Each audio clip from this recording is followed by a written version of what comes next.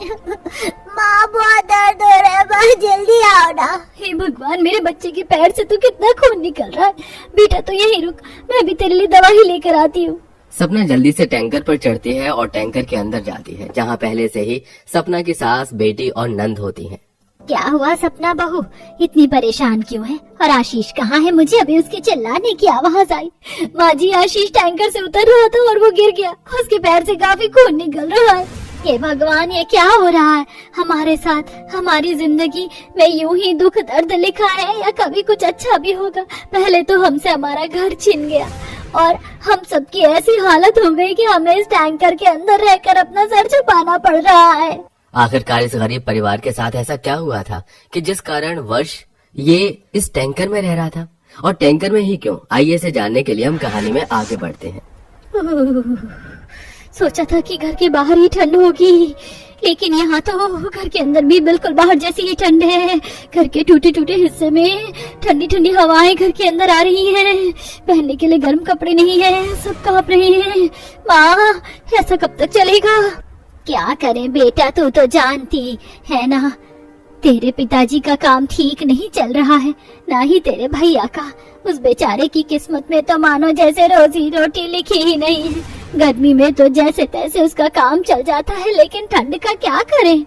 मैंने भी कई जगह पर नौकरी की तलाश की, लेकिन बुढ़ापे की वजह से कहीं मजदूरी का काम भी नहीं मिल रहा है। मैं तो तुम लोगों पर एक बोझ सा बन गया हूँ।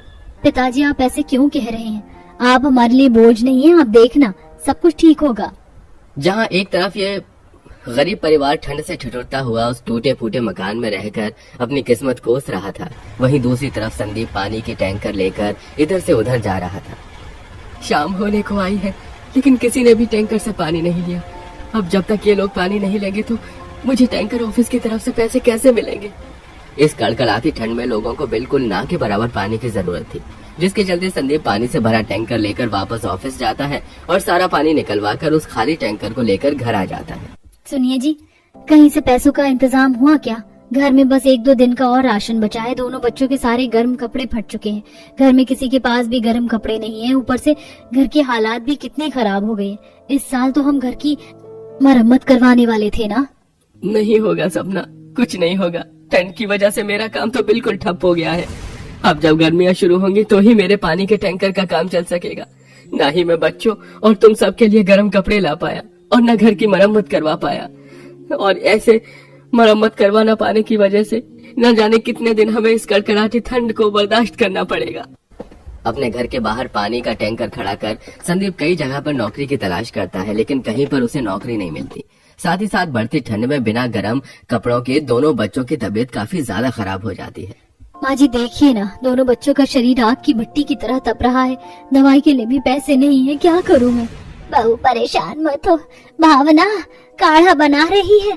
काढ़ा पीने के बाद बच्चों की तबीयत जरूर ठीक होगी। तो अगर ऐसे हिम्मत हार जाएगी तो हम सबको क्या होगा? रो मत। इस पूरे गरीब परिवार के पास एक दूसरे को हौसला देने के अलावा और कुछ भी नहीं था। समय गुजरता है और बढ़ती ठंड की वजह से सबकी हालत खराब होने लगती है। दोनों बच्चे ठंड से बचने के लिए अपने अमीर दोस्त के घर जाते हैं, जहां उनके बड़े बड़े घरों में हीटर होने की वजह से उनका घर काफी गर्म होता है। लेकिन उन अमीर बच्चों की माँ भी इन दोनों गरीब बच्चों पर तरस नहीं खाती। तुम गरीब भिखारी के बच्चों की हिम्मत कैसे हुई मेरे सालिशान घर में आकर मेरे हीटर के सामने बैठकर हाथ पैर तापने की? चलो निकलो यहाँ से। और बच्चों, कितनी बार कहा है तुमसे कि गरीब बच्चों से दूर रहा करो। ये सिर्फ तुम्हारे पैसों के लिए तुम्हारे साथ है। आंचल की डांट सुनकर पिंकी और आशीष दोनों रोते हुए अपने घर आते हैं और अपनी माँ को सारी बात बताते हैं। अपने बच्चों की बात सुन सपना को भी काफी दुख होता है, लेकिन वो बेचारी गरीबी के चलते कर ही क्या सकती थी। ऐसे ही समय गुजरता है, लेकिन ऊपर वाले को इस गरीब और लाचार परिवार पर जरा भी तरस नहीं आता। और आज उनके घर की आधी टूटी फूटी कमजोर दीवार भी गिर जाती है, जिसके चलते उनके पास अब घर होकर भी घर नहीं था। हमारे घर की ये दीवार तो गिर गई, अब ना जाने ये बाकी की दीवार भी कब गिर जाए। हमारा घर में रहना सुरक्षित नहीं है, हमें जल्द से जल्द यहाँ से निकलना होगा। सारा परिवार अपना बचा कुचा सामान लेकर अपने उस टूटे फूटे घर से बाहर निकल आता है। किसी को कुछ समझ नहीं आ रहा होता कि वो लोग कहाँ जाएं। तभी अपने घर के बाहर खड़े पानी के टैंकर पर संदीप की नजर जाती है, जिसे देख संदीप सबसे पहले अपने सारे सामान को उस पानी के टैंकर के अंदर ले जाकर रखता है और एक एक कर सभी सदस्यों को भी अब पानी के टैंकर के अंदर ले जाता है। और पूरा परिवार उस पानी के टैंकर के अंदर बैठा होता है। हम कब तक इस पानी के टैंकर के अंदर रहेंगे? यहाँ तो काफी कम जगह है, हम तो ठीक से उठ भी नहीं सकते हैं। तुम्हारे सवाल का जवाब तो मेरे पास भी नहीं है। अब जब तक हमारी किस्मत में इस पानी टैंकर घर के अंदर रहना लिखा है, तब तक हमें इसी के अंदर रहना होगा। पूरा परिवार कड़कड़ाती ठंड में उस पानी के टैंकर को ही अपना घर समझकर उसमें अपना बसेरा कर लेता है। लेकिन उस पानी के टैंकर के अंदर रहना उस परिवार के लिए इतना भी आसान नहीं था। इस टैंकर के अंदर भी कितनी ज्यादा ठंड लग रही है, ना तो मैं ठीक से सो भी नहीं पा रही हूँ। हाँ दादी माँ, इसके अंदर तो काफी ज्यादा ठंड है, जैसे हम इस टैंकर के अंदर नहीं बल्कि बाहर रोड पर रह रही हूँ। हम जरूर इस पानी के टैंकर के अंदर रह रहे हैं, लेकिन ये टैंकर पूरा लोहे का बना है और लोहे की चीज सर्दी में भी अंदर से काफी ठंडी होती है। पूरा परिवार हर रात उस टैंकर के घर के अंदर बड़ी मुश्किल से गुजारता था। ठंड के साथ साथ इन लोगों को उठने बैठने और खाना बनाने में भी काफी दिक्कत होती थी। मेरी आंखें जल रही है माँ, तुम इस टैंकर के अंदर खाना क्यों बना रही हो?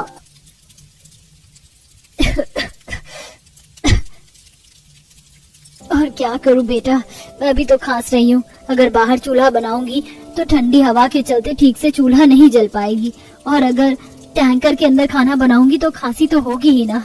मैंने टैंकर का ढक्कन खोल दिया है, अभी थोड़ी देर में सारा धुआं बाहर निकल जाएगा।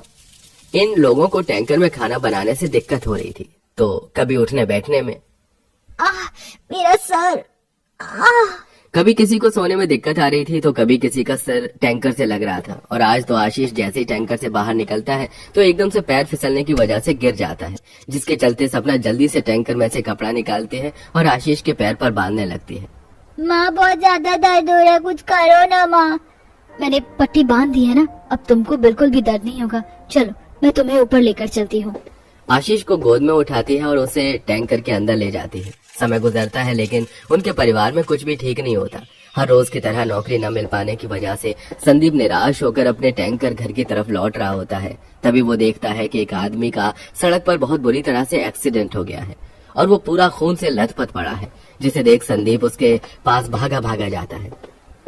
अरे इन भाई साहब की इतनी बुरी हालत हो रखी है, कितना खून बह रहा है इनका, और आप लोग हैं कि बस भीड़ लगाकर इन्हें देख रहे हैं। अरे कोई इन्हें जल्दी से अस्पताल लेकर जाइए। अरे खून की वजह से कहीं हमारी गाड़ियों की सीट खराब हो गई तो है, और तुझे इतना दुख हो रहा है तो तू ले जाकर जाना अस्पताल। हमें क्या बता रहा है कौन है कौन नहीं, पता नहीं कौन है ये। अरे कैसे कैसे लोग हैं तुम लोग, इंसान हो या कोई जानवर। संदीप उस घायल आदमी को उठाता है और अपने टैंकर में ले जाकर अपने पूरे परिवार के साथ उसे अस्पताल पहुंचाता है। कई घंटे के ट्रीटमेंट के बाद आखिरकार उस आदमी को होश आ ही जाता है। आप लोगों का बहुत बहुत शुक्रिया, अगर आप लोग न होते तो मैं वहीं तड़प तड़प के मर जाता। आप लोगों ने मेरी मदद की, भगवान आप लोगों का भला करे। वैसे आप हैं कौन, जरा कुछ बताइए अपने बारे में। वीरेंद्र के पूछने पर संदीप और सपना उन्हें अपनी सारी हालात के बारे में बताते हैं, जिसे सुन वीरेंद्र को उन लोगों के लिए काफी बुरा लगता है। आप लोग तो कितने तकलीफ में रह रहे हैं, लेकिन उसके बावजूद भी आप लोग कितने अच्छे इंसान हैं। आप लोगों ने मेरी मदद करी, इसके बदले मैं भी आप लोगों की मदद करूंगा। अब आप लोगों को उस टैंकर के अंदर रहने की कोई जरूरत नहीं है। मेरा एक आउट हाउस है, अब वहाँ पर रह सकते हैं और मैं आपको एक अच्छी नौकरी भी दिला दूंगा। आपका बहुत बहुत शुक्रिया। सच कहा है किसी ने कि भगवान कब इंसानी रूप में आकर आपको मदद कर दे, आपको खुद पता नहीं चलेगा। वीरेंद्र की वजह से उस पूरे परिवार की स्थिति ठीक होने लगती है और अब सब हंसी खुशी रहते हैं, अपने घर में और अपने परिवार के साथ रहते हैं। हे भगवान, ये कैसी आवाजें आ रही हैं जानवरों की? माँ जी, लगता है जानवर अब हमारे घर पर ही हमला करने आ रहे हैं। अब हम क्या करेंगे? मुझे बहुत डर लग रहा है। हम तो कुछ भी नहीं कर सकते हैं, हमारे पास कुछ ज्यादा औजार भी नहीं है और बिना किसी औजार के हम उनका सामना भी नहीं कर सकते। खेत और जंगल के बीच में हमारा घर है, तो हमारी जान पर खतरा तो बना ही रहेगा ना। अजीब जी, ससुर जी, हम लोग इन जंगली जानवर से कैसे खुद को बचाएंगे? अरे खिड़की दरवाजे अच्छे से बंद कर लो, बचने का तो कोई रास्ता नहीं है। लेकिन अगर भगवान हमारे साथ है तो शायद हमें कुछ ना हो। आप लोग यहीं बैठिए, मैं अभी सब दरवाजे खिड़की अच्छे से बंद करके आता हूँ। नहीं नहीं, आप बाहर मत जाओ, एक तो रात का समय है, ऊपर से आप अकेले जाओगे, कहीं जानवरों ने आप पर ही हमला कर दिया तो? तुम घबराओ मत, मैं बस दरवाजे खिड़की ही बंद करने जा रहा हूँ। सुमन का पूरा परिवार जानवरों के खौफ में था। लेकिन ऐसी भी कौन सी मजबूरी थी जो परिवार को खेतों के बीच रहना पड़ रहा है, जहाँ रात के समय जंगली जानवरों का आना रहता ही है। तो पूरी बात जानने के लिए हम कुछ समय पहले चलते हैं, जहाँ सुमन अपनी खेत वाले ससुराल में आती है। सुमन की सास राधा सुमन का घर में स्वागत करते हुए कहती है, बहू तू तो वाकई में बहुत सुंदर है। अब से ये तेरा ही घर है, तुझे इसे अच्छे से संभालना है और तू ही इस घर की लक्ष्मी है। माँ जी, वो सब तो ठीक है, लेकिन मेरे ससुराल के आसपास कोई दूसरा घर क्यों नहीं है? और मेरे ससुराल के आसपास बस खेत ही खेत क्यों नजर आ रहे हैं? कोई और घर क्यों नहीं है माँ जी? हम क्या खेतों में रहते हैं? हाँ बहू, तेरा ससुराल खेत में ही है। दरअसल गांव में जो हमारी जमीन थी वो हड़प ली गई थी और अब हमारे पास ये खेत ही था। तो अगर हम यहाँ पर नहीं आते तो शायद ये भी हड़प लिया जाता। जमींदार के डर से गांव वालों ने भी हमें गांव से निकाल दिया था, इसलिए हम खेत में ही रहने लग गए। हाँ, तुझे थोड़ी परेशानी हो रही होगी, लेकिन अब तेरे ससुराल के नाम पर ये छोटा सा घर और ये आसपास का थोड़ा सा खेत है, बाकी सारे तो दूसरे लोगों के खेत हैं। मैं समझ सकता हूँ सुमन कि तुम्हें अपना ससुराल देखकर बहुत अजीब लग रहा होगा, लेकिन हमने सब कुछ पहले ही बता दिया था, कोई भी बात नहीं छुपाई थी। हाँ, तो आपको किसने कहा है कि मैं आप लोगों से कोई शिकायत कर रही हूँ? मुझे अपने गरीब ससुराल या खेत वाले ससुराल से कोई परेशानी नहीं है।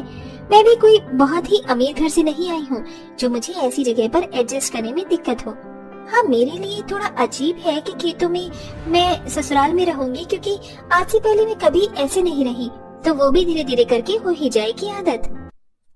सच में बहू तू बहुत ही समझदार है, हमारी परेशानियों को भी समझ रही है और ये सब तेरे लिए मुश्किल होते हुए भी हमें जता तक नहीं रही है। अच्छा, अब थोड़ा सा आराम कर ले, थक गई होगी ना।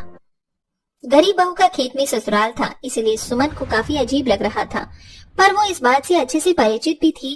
कुछ दिनों बाद अजीत बड़े जमींदार के पास जाता है और उनसे कहता है, सेठ जी, आप तो मेरी फसलों का कुछ ज्यादा ही कम दाम दे रहे हैं। अरे इतने कम दाम में तो मेरी कोई बचत ही नहीं होगी। इससे ज्यादा तो मैंने मेहनत करी है, मैंने अपने खेतों में फसल उगाने के लिए पैसे लगाए हैं और मुझे इतने कम पैसे मिलेंगे तो मेरा घर खर्च कैसे चलेगा? मेरी परेशानी भी तो समझिए ना। अरे मेरा इतना बड़ा दिल नहीं है कि मैं किसी दूसरे की परेशानी समझूं। मुझे खुद से फुर्सत नहीं है, और अगर तुम लोगों को इतनी परेशानी हो रही है तो क्यों आते हो मेरे पास अपनी फसलों को बेचने के लिए? मैं तो कहता हूँ जहाँ सही दाम मिले वहीं बेच दो। लेकिन आपके होते हुए कोई दूसरा मेरी फसलों को खरीदेगा भी नहीं। आपका डर कितना है गांव वालों के अंदर, आपके खिलाफ जाने की कोई हिम्मत नहीं करेगा, और मैं अपनी परेशानियों से मुंह तो नहीं मोड़ सकता ना।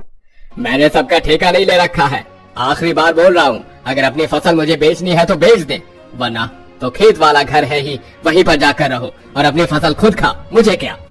कम दाम में अजीत को अपनी फसल जमींदार को ही बेचनी पड़ती है। ऐसा एक बार नहीं बल्कि इससे पहले भी कई बार हो चुका था, और इसी वजह से अजीत भी अपनी गरीबी से उभर नहीं पा रहा था, क्योंकि सारे पैसे फसल में चले जाते हैं और फसल कम दामों में बिकती है। अजीत परेशान होकर घर आता है और शांति से बैठ जाता है। इस बार तो जमींदार ने फसल के दाम कुछ बढ़ा ही दिए होंगे ना, हमें कुछ मुनाफा हुआ कि नहीं? नहीं पिताजी, कोई मुनाफा नहीं हुआ, हम पहले जहाँ थे अब भी वहीं पर है। गरीबी की मार इतनी तेज थी कि अजीत अपने परिवार को बचा भी नहीं पा रहा था, लेकिन वो कोशिश करता ही रहता है। ऐसे ही कई दिन निकल जाते हैं। कुछ दिनों बाद अजीत और सुमन कुछ सब्जियां लेकर बाजार में बेचने जाते हैं। ताजी ताजी हरी सब्जियां ले लो। अरे भाई साहब, सब्जी ले लो, एकदम फ्रेश है। काफी देर तक वो दोनों सब्जियां बेचने के लिए खड़े रहते हैं, लेकिन वहाँ कोई भी उनकी 1 रुपए की भी सब्जी खरीदने नहीं आता। ये देखकर सुमन अजीत से कहती है, ये क्या है अजीत, हम इतनी देर से सब्जियां बेच रहे हैं, यहाँ तो कोई रुक भी नहीं रहा है। अरे ऐसे तो हमारी सारी सब्जियां सूख जाएंगी। पहली बार मैंने देखा है कि कम से कम आधे दिन से ज्यादा हम खड़े होकर सब्जियां बेच रहे हैं और कोई खरीद ही नहीं रहा।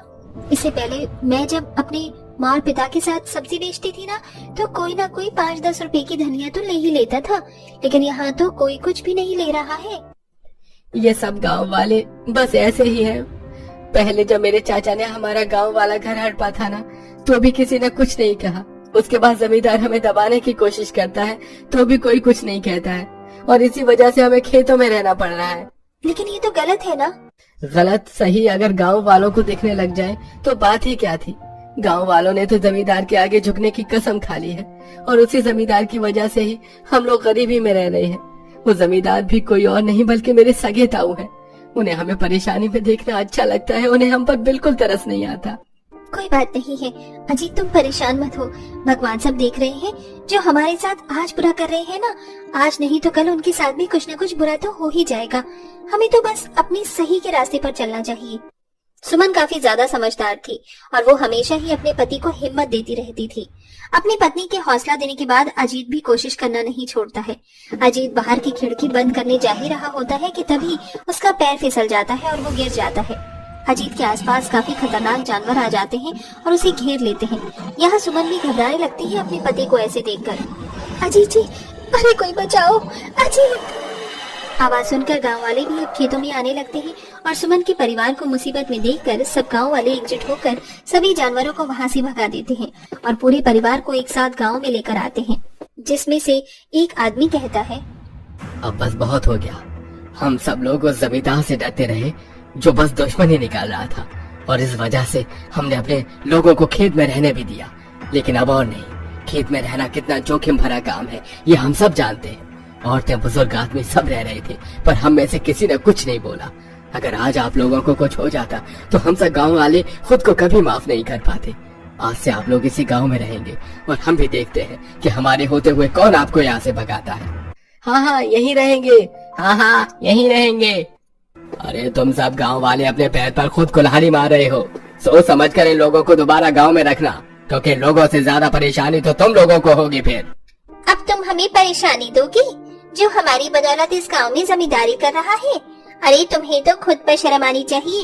अपनी सगी भाई के नहीं हुए तुम, फिर हम गांव वाले तुमसे ये उम्मीद कर भी नहीं सकते कि तुम हम सब के बारे में भी कभी सोचोगे। हम सब तुम्हारी इन खोखली धमकियों से नहीं डरते। तुम्हें जो करना है कर लो, और अगर हमारे साथ कुछ गलत करना चाहो तो याद रखना कि कल तक हमें तुमसे डर था, पर आज वो डर भी नहीं है। तुम शांत रहोगे तो ही तुम गांव में रह पाओगे, वरना तो खेत वाला घर अभी ठीक है, तुम्हें वहाँ न रहना पड़े अब कहीं। देखा, मैंने कहा था ना, एक न एक दिन सब ठीक हो ही जाएगा। भगवान सब देख रहे हैं। और देखो, हमें गांव में गांव वाले ही लेकर आए हैं और हमारे लिए गांव वाले ही खड़े हो रहे हैं। हाँ बहू। इसी के साथ सुमन अपने पूरे परिवार के साथ खेत से गांव में आकर रहने लगती है और अब जमींदार का खतरा भी सर से टल जाता है। अब वो अपनी गरीबी से कुछ हद तक तो आगे बढ़ते ही हैं और अपने परिवार के साथ हंसी खुशी जिंदगी व्यतीत करते हैं। तो दोस्तों, कैसी लगी आपको हमारी ये कहानी? हमें कमेंट करके जरूर बताएं। साथ ही क्या आप भी हमारी स्टोरी से रिलेटेड किसी ऐसे ही परिवार को जानते हैं जो ऐसे मजबूर होकर खेतों में अपनी जिंदगी गुजारते हैं? तो हमें ये भी बताइए।